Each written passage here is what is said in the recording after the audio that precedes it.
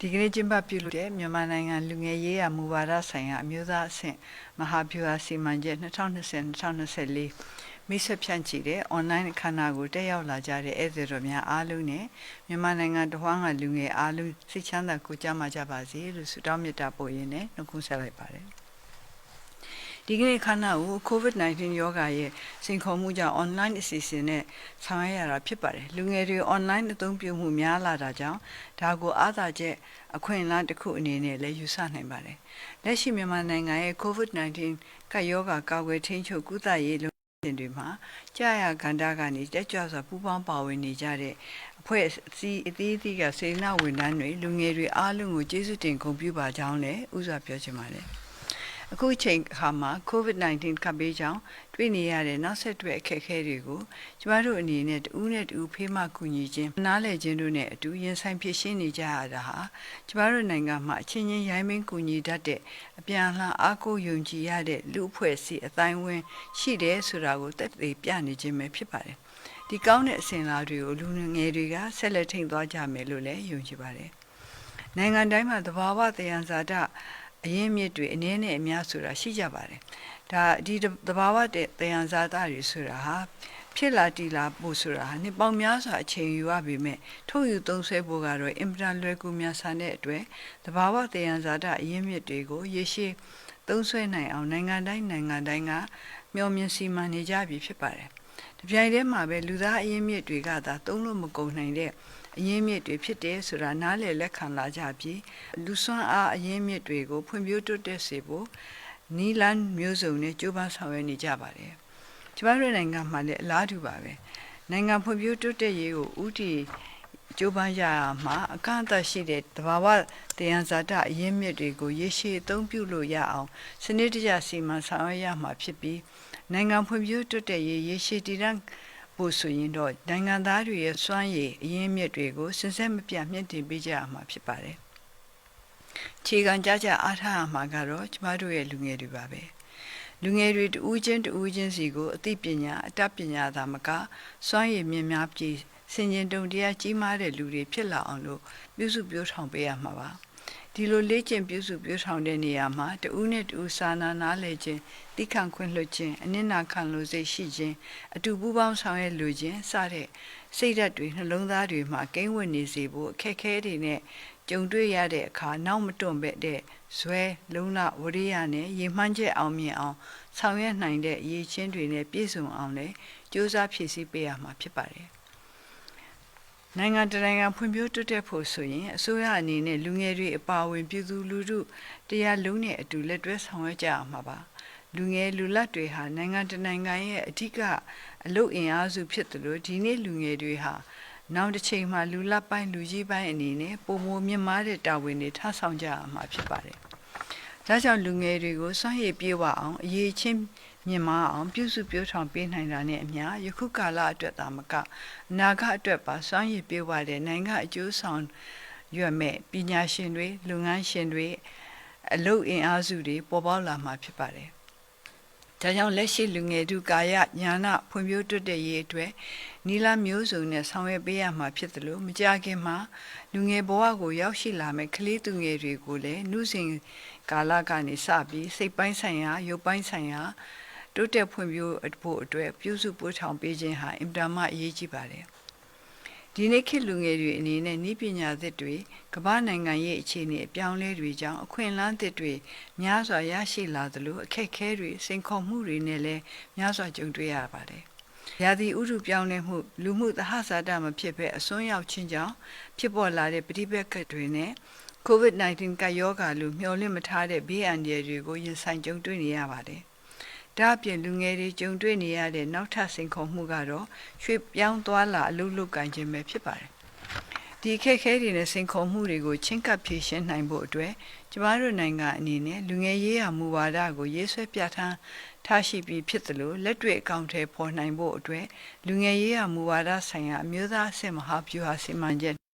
2020-2024ကိုဒီနေ့မိတ်ဆက်ဖြန့်ချိနိုင်ပြီဖြစ်ပါတယ်။လူငယ်ရေးရာမူဝါဒပါအချက်တွေကိုထိရောက်စွာအကောင့်ထဲပေါ်ခြင်းဖြင့်လူငယ်များအတွက်အရေးကြီးလိုအပ်နေတဲ့ခန္ဓာပေါင်းစုံမှာ ဖွံ့ဖြိုးတိုးတက်ပြီးနိုင်ငံတကာနဲ့ရင်ပေါင်တားနိုင်ဖို့ဖွံ့ဖြိုးတိုးတက်တဲ့ဒီမိုကရေစီဖက်ဒရယ်ပြည်ထောင်စုပေါ်ထွန်းလာရေးအတွက်လူငယ်တွေကအဓိကကဏ္ဍကပါဝင်ဆောင်ရွက်နိုင်ဖို့မျှော်မှန်းပြီးတော့ဒီမဟာဗျူဟာစီမံချက်ကိုရေးဆွဲခဲ့တာဖြစ်ပါတယ်။လူဦးရေပြောင်းလဲတိုးတက်လာတဲ့အခြေအနေကိုကြည့်ရင်ဖွံ့ဖြိုးဆဲနိုင်ငံအများစုမှာလူငယ်တို့ရဲ့အရေးအတွက်ဟာအခြားအသက်အရွယ်တွေတဲ့ပုံမှန်များပြားနေတာကိုတွေ့ရှိရပါတယ်။ကျမတို့နိုင်ငံအနေနဲ့ဒါကိုအားသာချက်တစ်ခုအနေနဲ့ထိထိရောက်ရောက်အသုံးချနိုင်ရေးကိုဥတီဆောင်ရွက်ဖို့သက်ဆိုင်ရာဝန်ကြီးဌာနတွေဦးစီးဌာနတွေယင်းနှိမ့်မြုပ်နှံသူတွေနဲ့လူငယ်တွေအားလုံးကိုတိုက်တွန်းပြောကြားလိုပါတယ်။နိုင်ငံတကာဖွံ့ဖြိုးတိုးတက်ရေးမှာလူငယ်တို့ရဲ့အင်အားကိုအကျိုးရှိစွာအသုံးချနိုင်ဖို့ဆိုရင်အလို့အကင်အခွင့်အလမ်းတွေဖန်တီးပေးရေးနဲ့ပညာရေးကဏ္ဍကိုမြင့်တင်ရေးတို့အထူးလိုအပ်ပါတယ်။လူငယ်တွေအနေနဲ့စဉ်းစားဆင်ခြင်သုံးသပ်နိုင်စွမ်းရှိတဲ့ကုန်ထုတ်စွမ်းရည်မြင့်မားတဲ့လူစွမ်းအားအရင်းအမြစ်တွေဖြစ်လာအောင်နိုင်ငံတော်ဘက်ကပြုစုပြောင်းထောင်ပေးဖို့လိုအပ်ပါတယ်။ဖွံ့ဖြိုးဆဲနိုင်ငံတနိုင်ငံဖြစ်တဲ့နိုင်ငံတော်ရဲ့အရင်းအမြစ်တွေဟာများစွာအကန့်အသတ်ရှိမှမို့လို့လူငယ်တွေအနေနဲ့လည်းဖြစ်ပေါ်လာတဲ့အခြေအနေအခွင့်အလမ်းတွေအရမိမိတို့ကိုယ်တိုင်မိမိတို့အရေးသွေးတိုးတက်ရေးကြိုးစားကြဖို့လည်းလိုအပ်ပါတယ်။ဒီနေ့ခေတ်မှာကမ္ဘာအရပ်ကသတင်းအချက်အလက်တွေနဲ့နည်းပညာတွေကိုယခင်ကတည်းကလွယ်ကူလျင်မြန်စွာရရှိနိုင်ခြင်းဟာအရေးပါတဲ့အခွင့်အလမ်းတစ်ခုဖြစ်ပါတယ်။အင်တာနက်ပေါ်မှာကမ္ဘာထိပ်တန်းတက္ကသိုလ်ကြီးတွေရဲ့သင်ကြားပြုချမှုတွေကိုအခမဲ့လေ့လာနိုင်တဲ့ website တွေအများကြီးရှိနေပြီးဘယ်ဘာသာရဘယ်ကျွမ်းကျင်မှုကိုပဲဖြစ်ဖြစ်ထဲထဲဝင်ဝင်လေ့လာသင်ယူနိုင်တဲ့အခွင့်အရေးအများကြီးရှိပါတယ်။သင်ကြားပို့ချမှု website အများစုမှာအင်္ဂလိပ်ဘာသာဖြင့်သင်ကြားပို့ချတဲ့အတွက်အင်္ဂလိပ်ဘာသာစကားကျွမ်းကျင်မှုအသင့်ရှိဖို့လည်းလိုအပ်ပါတယ်။ဒါပေမဲ့အင်္ဂလိပ်ဘာသာအတွက်လည်းအခမဲ့သင်တန်းတွေပေးတဲ့ website တွေ YouTube channel တွေအများကြီးရှိပါတယ်။လူငယ်တွေအနေနဲ့ internet ကိုလူမှုကွန်ရက်အတွက်နဲ့ game ကစားဖို့အတွက်သာသုံးတာမဟုတ်ဘဲမိမိတို့အရေးချင်းတိုးတက်စေဖို့ထိထိရောက်ရောက်အသုံးချပြီးလေ့လာကြဖို့လည်းတိုက်တွန်းလိုပါတယ်။ယခုအချိန်အခါမှာမြန်မာနိုင်ငံအပါအဝင်ကမ္ဘာနိုင်ငံအသီးသီးက COVID-19 ရောဂါတန်ကြောင့်မိမိတို့နိုင်ငံရဲ့စီးပွားရေးအခြေအနေတွေမယိမ်းယိုင်သွားစေဖို့အလေးထားဆောင်ရွက်နေကြပါတယ်။ဒီလိုဆောင်ရွက်တဲ့နေရာမှာစီးပွားရေးလုပ်ငန်းတွေကို digital စနစ်ပြောင်းလဲခြင်း e-commerce platform များဖန်တီးအကောင့်ထဲပေါ်ခြင်းများပြုလုပ်လာကြပါတယ်။ကျမတို့နိုင်ငံကလူငယ်လူရွယ်များကကမ္ဘာစီးပွားရေးနဲ့မြန်မာစီးပွားရေးအခြေအနေတွေကိုမျက်ခြေမပြတ်လေ့လာပြီးအများပြည်သူကယုံကြည်အားကိုးနိုင်တဲ့ digital platform အသစ်တွေထပ်မံထွန်းကားလာအောင်ကြိုးစားကြရမှာဖြစ်ပါတယ်။အခုရှိပြီးသားဖြစ်တဲ့ platform တွေကိုလည်းပုံမအားကောင်းအောင်မြင်လာအောင်အရှိန်ဟုန်နဲ့စီးပွားရေးလုပ်ငန်းတွေဝင်ရောက်လုပ်ကိုင်ကြဖို့လိုပါတယ်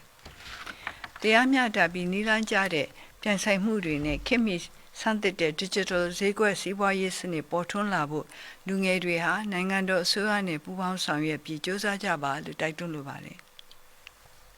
လူငယ်တွေအနေနဲ့နည်းပညာတိုးတက်မှုရဲ့ကောင်းကျိုးတွေသာမကတစ်ဖက်ကလည်းဆိုးကျိုးတွေဖြစ်တဲ့လူမှုကွန်ရက်စာမျက်နှာတွေမှာအနိုင်ကျင့်မှုတွေအမုန်းစကားတွေနဲ့လည်းကြုံတွေ့လာနိုင်ပါတယ်။ဒါတွေဟာရေရှည်လူမှုရေးနဲ့ယဉ်ကျေးမှုဆိုင်ရာအထူးစိန်ခေါ်မှုတွေဖြစ်လာနိုင်ပြီးငြိမ်းချမ်းရေးနဲ့ဖွံ့ဖြိုးတိုးတက်မှုလုပ်ငန်းတွေကိုထိခိုက်နစ်နာမှုတွေလည်းဖြစ်လာနိုင်ပါတယ်။ဒါကြောင့်ကျမတို့လူငယ်တွေအနေနဲ့အသိ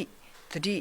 ရှိစွာနဲ့အချင်းချင်းရိုင်းပင်ကူညီဖေးမှခြင်းညီညွတ်မျှတခြင်းတို့ကိုအထောက်ပံ့ဖြစ်စေနိုင်မဲ့လူမှုပတ်ဝန်းကျင်ဖော်ဆောင်ရေးကိုဦးတည်ပြီးအမုန်းတရားပြန်ပါစေမဲ့အတွေးခေါ်အသုံးနှုန်းအပြောဆိုများပပျောက်သွားစေဖို့ဝိုင်းဝန်းကြိုးပမ်းသွားကြဖို့လည်းတိုက်တွန်းပြောကြားလိုပါတယ်။ညီကုန်းချုပ်အနေနဲ့ဒီနေ့ဖြန့်ချီလိုက်တဲ့မဟာဗျူဟာစီမံချက်ပါ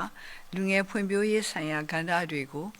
လိုအပ်ချက်တွေနဲ့ကိုက်ညီအောင်လက်တွေ့အကောင့်ထဲပေါ်ဆောင်ရွက်ကြဖို့ပြည်ထောင်စုဝန်ကြီးဌာနတွေပြည်ထောင်စုနယ်မြေနေပြည်တော်ကောင်စီတိုင်းဒေသကြီးပြည်내အစိုးရတွေပြည်တွင်းပြည်ပအစိုးရမဟုတ်တဲ့အဖွဲ့အစည်းတွေအရပ်ဖက်လူမှု